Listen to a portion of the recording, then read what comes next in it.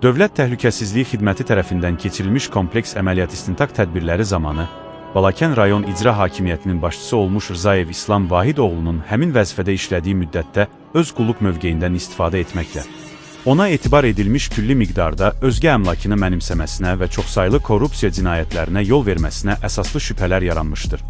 Müəyyən olunmuşdur ki, İslam Rzayev Balakən rayon icra hakimiyyətinin başçısı vəzifəsində fəaliyyət göstərdiyi dövrdə dövlət büdcəsindən işsiz və aztəminatlı şəxslərə, rayon ərazisində təmir tikinti və abadlıq quruculuq işlərinə ayrılmış maliyyə vəsaitlərini, vəzifə səlahiyyətlərindən sui-istifadə edərək mənimsəmiş, belə vəsaitlərin təyinatı üzrə xərclənməsini təşkil etməmiş, eləcə də vəzifəli şəxslərdən və iş adamlarından rüşvət almışdır. İslam Rzayev saxlanılaraq həbs qətimkan tədbiri seçilmişdir.